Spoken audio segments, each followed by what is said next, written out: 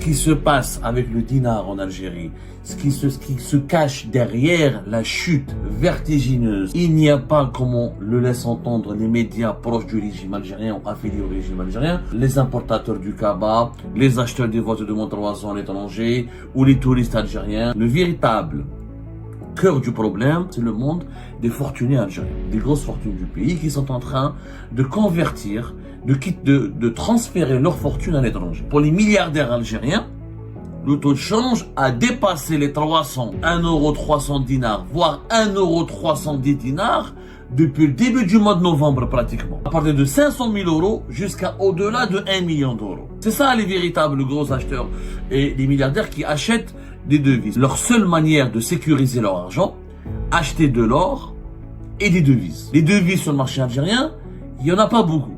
Alors que la demande elle est forte. Les riches algériens achètent de l'euro virtuellement sans le toucher en Algérie. Ils l'achètent à l'étranger. Les Algériens qui détiennent du cash en euros, en France notamment, ils n'envoient plus leur argent. C'est essentiellement des commerçants originaires de Kabylie. Pourquoi ils sont des Kabyles? Parce qu'ils détiennent les brasseries, les restaurants. Lui, il donne des dinars. Le taux de change pour ces milliardaires n'est pas le même. Quand tu achètes 1 million d'euros, c'est pas quand tu achètes 10 000 euros. Ils payent déjà pour 1 euro plus de 310 dinars. Ce qui se passe avec le dinar en Algérie, ce qui se cache derrière la chute vertigineuse et continue du dinar algérien, il n'y a pas, comme on le laisse entendre les médias proches du régime algérien ou affiliés au régime algérien, ou les partisans du régime algérien, il n'y a pas des raisons, il n'y a pas uniquement que des raisons conjoncturelles, à savoir les importateurs du Kaba, les acheteurs des voitures de Montroison à l'étranger, ou les touristes algériens, ou les étudiants algériens qui partent à l'étranger, ou les voyageurs algériens, ou les haragas algériens qui veulent aller à l'étranger et ne plus revenir en Algérie. C'est complètement faux.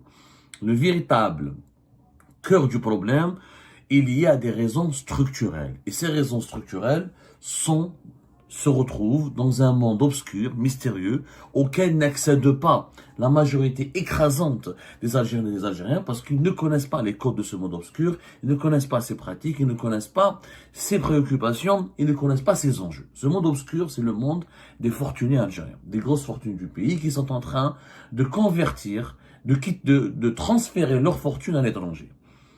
On parle de la haraga, on parle des haragas ou de la harga des luxes, on parle de la harga des pauvres, de la harga des chômeurs, de la harga des mineurs, de la harga des femmes et des hommes, de la harga des zawali, mais on ne parle pas de la harga des fortunés. Il y a une autre harga, il y a une autre catégorie de haraga en Algérie, c'est les haragas fortunés. Les haragas fortunés, ce qui les différencie des haragas des pauvres et des zawali, ils ne prennent pas le bateau pour faire le pays physiquement d'abord. Même s'ils ont les moyens de payer un yacht, de payer une embarcation, des services d'une embarcation de luxe, de payer des passeurs qui disposent de semi-rigides très rapides, très confortables, très luxueux, ou de bateaux très luxueux, très confortables, ou ils peuvent payer même et s'offrir d'abord les services d'un réseau de passeurs très bien structuré. Non. D'abord, les haragas fortunés font évader, avant de s'évader eux-mêmes, et c'est ce qui les intéresse, c'est pas de partir eux-mêmes du pays, d'abord de faire partir, de faire évader, de transférer d'abord leur fortune à l'étranger. On va vous expliquer comment ça se passe dans cette émission de façon très détaillée.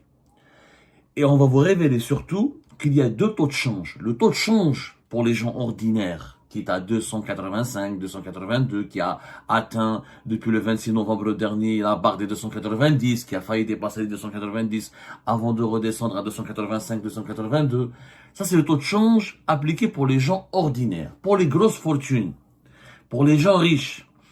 Les gros acheteurs de l'euro, ce sont des personnes riches. Ce sont des personnes qui sont milliardaires. Pour les milliardaires algériens, le taux de change a dépassé les 300 1,300 dinars, voire 1,310 dinars depuis le début du mois de novembre pratiquement.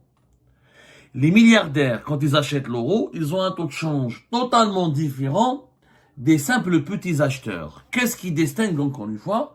qu'est-ce qui différencie les deux catégories? Comment on peut classer quelqu'un dans la catégorie d'un petit simple acheteur d'euros, l'autre dans la catégorie de gros acheteurs de l'euro? Un simple acheteur de l'euro, c'est celui qui achète entre 1000 jusqu'à 100 000 euros. Jusqu'à 100 000 euros. Quand tu achètes jusqu'à 100 000 euros, tu es un petit acheteur. Ou tu vas apporter des voitures de moins de 3 ans, ou tu fais du commerce du cabas, ou tu envoies de l'argent pour tes enfants qui sont étudiants à l'étranger, ou tu veux aller à l'étranger pour t'établir et fuir l'Algérie, ou tu veux aller te soigner à l'étranger, ou tu fais du petit business. Tu es un businessman. Tu fais du petit business, ramener le cabas, etc. Un peu, tu mets les camions qui ramènent des produits de France, etc. On corrompt les douaniers algériens pour les revendre sur le marché informel. Ça, c'est des petits joueurs. De 1000 jusqu'à 100 000 euros. Au-delà de 200 000 euros, et la véritable dans la deuxième catégorie, la catégorie des gros acheteurs, elle-même, elle est divisée en deux catégories, deux divisions. Première division, les gens qui achètent entre 100 000 et 500 000 euros. C'est des hommes d'affaires, ce sont généralement des millionnaires ou des petits milliardaires algériens qui achètent entre 100 000 à 500 000 euros de façon régulière. Mais les vrais gros acheteurs, les vrais acteurs du marché des devises en Algérie, c'est les milliardaires de premier niveau. Ceux qui achètent à partir de 100 000 euros, à partir de 500 000 euros jusqu'à au-delà de 1 million d'euros. C'est ça les véritables gros acheteurs et les milliardaires qui achètent des devises. Pourquoi ils achètent plus de 500 000 euros jusqu'à plus de 1 million d'euros? Parce qu'ils ont de l'argent en Algérie. C'est des gros commerçants, c'est des chefs d'entreprise riches, c'est des familles riches, des propriétaires terriens, des promoteurs immobiliers, des acteurs de l'informel, des commerçants des fabricants dans l'agroalimentaire, des hommes d'affaires qui ont des usines dans la production pharmaceutique, des grands bijoutiers, des grands vendeurs de vêtements, des familles riches ou des personnes riches qui sont surtout dans le domaine de l'immobilier, de l'agroalimentaire, des médicaments et de la santé, ou dans tout ce qui est commerce des objets luxueux comme l'or et les bijoux, etc.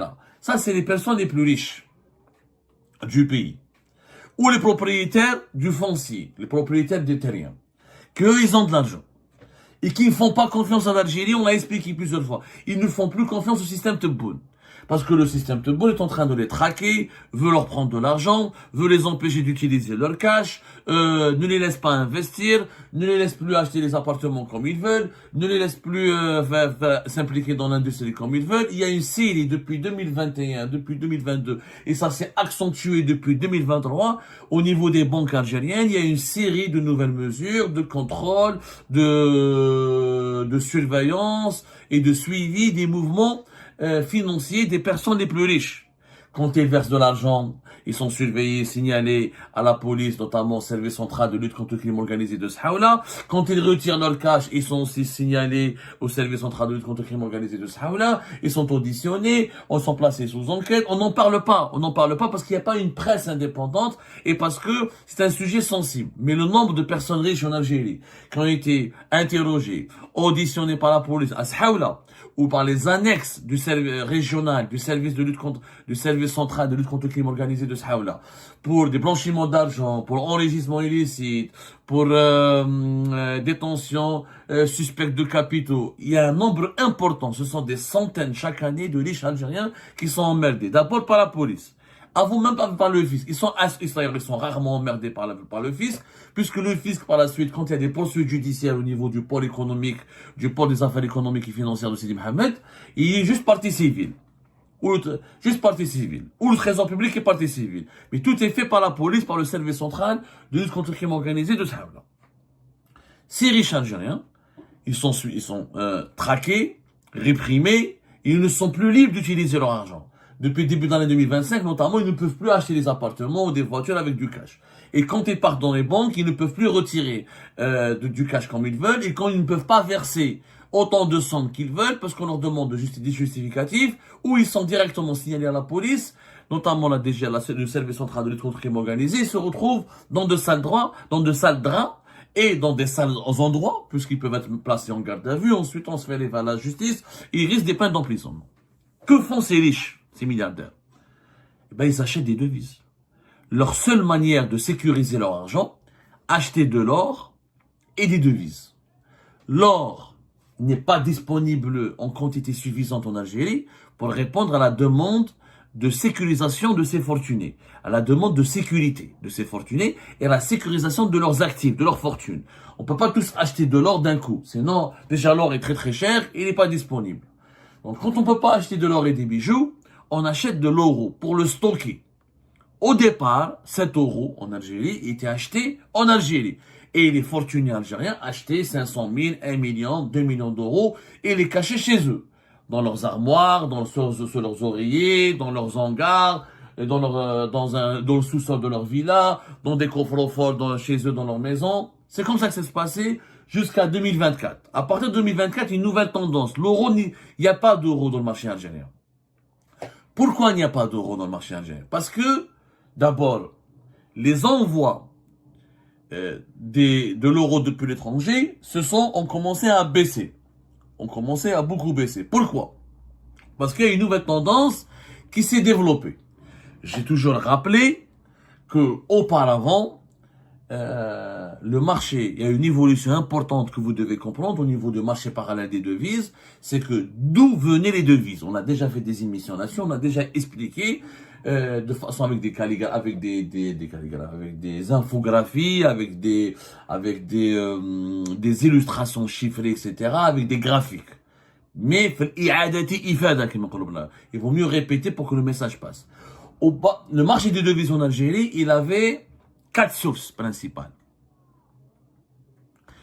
Les retraités algériens, qui sont au nombre de 300 000, etc., qui ont travaillé toute leur vie en France et qui touchent leur retraite en devises en Algérie et qui les convertissent pour profiter d'Algérie, c'est à peu près 1 milliard d'euros.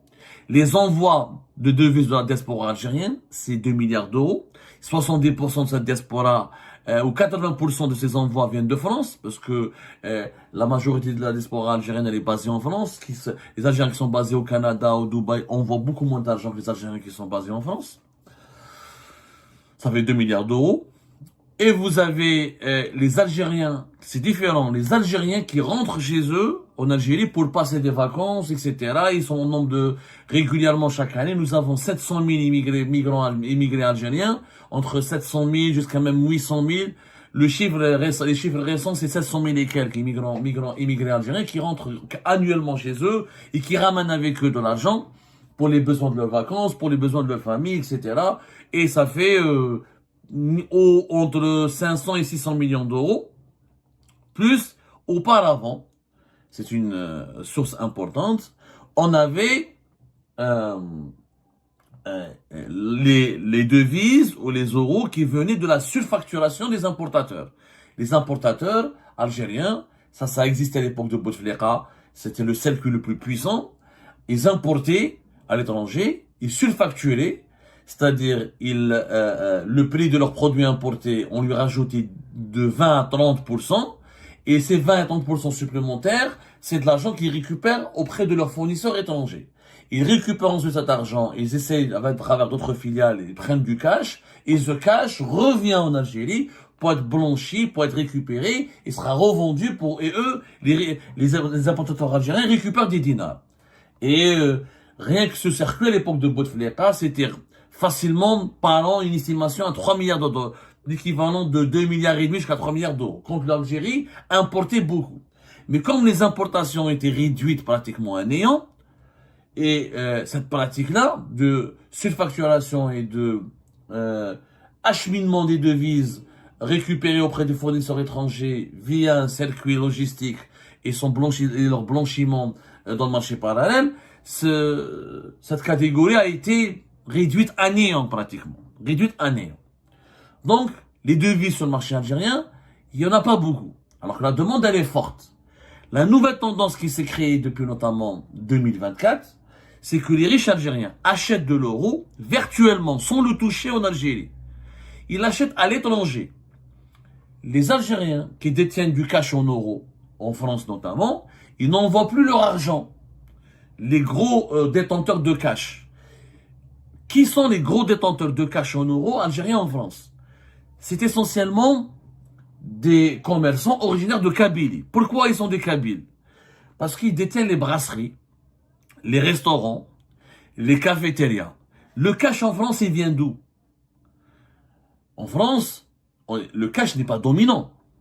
Même s'il est plus dominant que dans les pays par exemple, dans les pays par rapport aux pays de l'Europe du Nord, le cash, il est dominant en France, par rapport aux pays de l'Europe du Nord. Mais par rapport à l'Algérie, en France, on paye avec les cartes, tout est numérisé, tout est contrôlé, le fisc français contrôle tout, etc. Et la moindre, en France, tu retires 1000 euros de ta banque, tu mets 1500 euros, la banque te demande un justificatif, tu retires beaucoup de cash, la banque te demande un justificatif, et tu peux le signaler au fisc. Il y a les dispositifs TRACFIN, il y a des mécanismes de lutte contre le blanchiment d'argent qui sont très pointus et très sophistiqués. Sauf qu'il y a des failles. Il y a des secteurs en France où le cash domine. La brasserie, par exemple, quand tu prends une bière, quand tu manges dans une brasserie, etc., dans les bistrots, les gens payent essentiellement en cash, en espèces. Les cafés sont payés en espèces. Il y a des cartes, etc., mais il y a encore une pratique dominante des paiements en espèces. Les kebabs, on paye régulièrement en espèces. Dans les restaurants, dans les cafétérias. Les Kabyles en Algérie et en France ont une tradition de propriétaires de cash, de propriétaires de bistrots, de brasseries, etc., qui remonte à plus de 30-40 ans. C'est la caractéristique de l'immigration kabyle. Vous avez d'autres Algériens, par exemple, d'Ouessouf, de Marnia, d'Ostrid, qui sont par exemple dans le BTP, qui sont dans d'autres secteurs où il y a du cash encore. Mais le premier secteur, on peut dire que si on fait un classement, les brasseries, les cafétérias, les restaurants, etc., c'est le secteur où il y a le plus de cash. Ensuite, vous avez les kebabs, etc., et le BTP. Les détenteurs de cash en Algérie, en France, ne l'envoient plus en Algérie. Qu'est-ce qui se passe? Comment ça se passe aujourd'hui? Tout le cash est destiné vers la Turquie et Dubaï. Quand un riche Algérien milliardaire veut acheter 1 million, 1,5 million d'euros, 2 millions d'euros, pour ne pas éveiller les soupçons des services de sécurité en Algérie, et pour ne pas éveiller les soupçons des autorités algériennes, et pour contourner les dispositifs de répression des autorités algériennes. Ce cash, c'est 1 million à 2 millions, il va pas les toucher en Algérie. Il va être livré en Turquie ou à Dubaï. Et lui, il donne des dinars en Algérie, et les fournisseurs lui livrent les euros et les devises directement en Turquie à Dubaï. Pourquoi en Turquie à Dubaï? Parce qu'en Turquie, il y a encore des banques, des établissements financiers. Il y a aussi un marché parallèle des devises en Turquie, comme à Dubaï. En Turquie, tu peux ramener ton cash et tu peux placer ton cash. Il y a plusieurs banques. Tu peux faire des versements, plusieurs milliers d'euros. Tu peux les réintégrer au secteur bancaire. Comme tu peux acheter en cash des appartements, faire des investissements en Turquie, en actifs financiers. Comme tu peux acheter de la crypto-monnaie. Comme tu peux acheter de l'or. En Turquie, l'utilisation, la réglementation contre le cash et contre le blanchiment d'argent, elle est beaucoup moins stricte que dans les pays européens, comme c'est le cas à Dubaï. À Dubaï, il y a des banques avec 1 million d'euros, etc. Tu inscris à des comptes bancaires, etc. et tu fais ta résidence. En Turquie, tu investis dans l'immobilier, tu peux même acheter le passeport turc. Récemment, c'était à 500 000, l'équivalent de 500 000 euros, tu peux acheter une résidence. Si tu rajoutes un peu d'argent, tu peux même avoir la nationalité turque.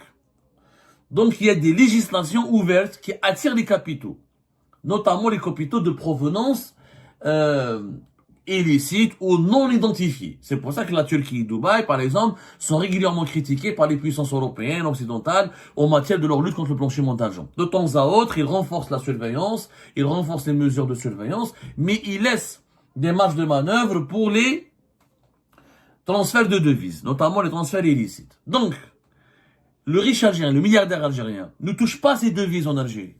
Il les touche en Turquie, auprès d'un intermédiaire, où il ouvre un compte bancaire, etc., où il y a des courtiers qui sont spécialisés en cela, ils lui font une entreprise turque, il y a pas mal de mécanismes et de montages fiscaux, entreprises, compte bancaire personnel, résidents, non résidents, exactement comme à Dubaï. Lui, il donne des dinars. Le taux de change pour ces milliardaires n'est pas le même. Quand tu achètes 1 million d'euros, c'est pas quand tu achètes 10 000 euros. Quand tu achètes 1,5 million, 2 millions, 3 millions d'euros, c'est pas quand tu achètes 15 000, 20 000, 30 000, 40 000 euros. C'est pas du même taux de change. Déjà, les riches algériens, les milliardaires algériens, pour acheter, pour se faire livrer 3 ou 4 millions d'euros, ou plus de 1 million d'euros, à Dubaï ou à Istanbul en Turquie, ils payent déjà pour 1 euro plus de 310 dinars. La semaine cette semaine, le 310, 315 dinars. C'est-à-dire le riche, le milliardaire algérien, il paye pour 1 million d'euros, multiplié par 310. Il paye pour 1 million d'euros, ça lui coûtera 310 millions de dinars, c'est-à-dire plus de 30 milliards. Pour 1 million d'euros, il reste 31 milliards. C'est énorme, 2 centimes. Mais il a du cash en Algérie. Dinar Kain en cash. Le dinar, c'est une monnaie de monopole. Et tout le monde il a du cash en Algérie. 95% de nos transactions, je dirais même 99% de nos transactions économiques en Algérie sont en cash. Donc le cash Kain. Donc il y a des gens qui convertissent 100 milliards, 200 milliards de centimes en euros et qui les récupèrent. Ce sont ces gens-là qui ont provoqué la chute du dinar. Parce qu'ils ont beaucoup de cash en dinar. Ils s'en débarrassent. Quelqu'un qui se compte des riches dans n'importe quel pays. Prenez n'importe quel pays. Imaginez qu'en une année, des gens qui détiennent du cash en milliards vont les convertir dans une autre monnaie pour se débarrasser de leur cash dans la monnaie initiale. La monnaie initiale de ce cash, elle va s'effondrer. Parce que tout le monde ne veut pas cette monnaie. Il se réfère à une autre monnaie. Et la monnaie vers laquelle courent ces milliardaires, elle prend rapidement de la valeur. Au détriment de la valeur de la monnaie initiale dont tout le monde se sépare ou dont tout le monde veut s'en émanciper parce qu'elle est devenue une monnaie dangereuse, parce qu'elle est liée à un régime dangereux qui est le régime Tebboune. Donc les milliardaires, ceux qui ont dans la maison 100 milliards, 50 milliards de centimes, ils commencent à se débarrasser de leur cash pour prendre des euros à Dubaï et en Turquie. Et le nombre des résidents algériens à Dubaï et en Turquie, il a explosé. Mais comme les Turcs et les Émiratis ne coopèrent pas avec les autorités algériennes, on n'a pas de chiffres. Et comme les autorités algériennes ne veulent pas faire des enquêtes là-dessus, parce qu'elles ne sont pas outillées et qu'elles savent que les Turcs et les Émiratis ne vont pas coopérer, et elles savent aussi que pas mal de milliardaires qui sont en train de fuir le pays ou d'installer leur fortune à l'étranger ont des complicités au sein même du système Tebboune. Les dirigeants du système Tebboune en profitent aussi de l'effondrement du dinar, puisque ce sucre, ils prennent des pots de vin, etc. Les juges sont corrompus par les milliardaires. Les policiers sont corrompus par les milliardaires. Les dirigeants les plus proches du régime du clan de Tebboune sont corrompus par certains milliardaires pour les laisser organiser cette évasion. Il y a une évasion fiscale massive en Algérie. Massive. On parle beaucoup de la fuite des haragas, mais on ne parle pas de la fuite des capitaux. La fuite des capitaux, elle est plus grave que la fuite des haragas. Si on a quelques milliers de haragas qui fuient le pays, nous avons des milliers de milliers, nous avons des centaines, des dizaines, on dit non, ça peut être des milliers de milliards de centimes qui fuient l'Algérie chaque année. Ce qu'on appelle la harga des luxe, les haragas du luxe ou la harga des fortunés. Voilà, la harga des fortunés. Donc ce sont les grosses fortunes, ou les grosses fortunes, pardonnez-moi, les gros fortunés de l'Algérie, les grosses fortunes de l'Algérie qui ont provoqué et qui ont programmé, à cause de leur volonté de ne plus garder leur fortune en dinars et de partir à l'étranger, de placer leur fortune à l'étranger, c'est eux qui ont provoqué la chute du dinar algérien. Demain, si au Maroc, par exemple, les milliardaires marocains décident de faire la même chose que les milliardaires algériens, c'est-à-dire de transférer toute leur fortune à l'étranger, et de façon rapide et accélérée, en achetant des grosses sommes en devises, vous allez voir que la monnaie marocaine va chuter. La même chose, même demain, l'euro, c'est les milliardaires européens décident tous de vendre, de changer leur emploi, de quitter l'Europe et de placer leur fortune à l'étranger et d'acheter énormément du dollar, vous allez voir que l'euro va chuter et le dollar va augmenter. C'est un mécanisme économique très simple. Plus les gros détenteurs de capitaux quittent une monnaie pour migrer vers une autre monnaie, la monnaie première, elle dégringole, la monnaie deuxième, elle augmente. Et ben voilà les amis, c'est la fin de cette vidéo. Je vous remercie comme d'habitude pour avoir suivi jusqu'à la fin. N'oubliez pas de nous laisser vos commentaires et vos réactions sur cette vidéo et de vous abonner à la chaîne si vous n'êtes pas encore abonné. Donc voilà, ça fait vraiment plaisir de voir vos commentaires et vos réactions et vos discussions sur la section des commentaires. C'est très intéressant et je vous prie toujours de garder le respect et un petit peu la bonne ambiance pour tout le monde. Donc voilà, merci beaucoup et à la prochaine dans une nouvelle vidéo. Au revoir.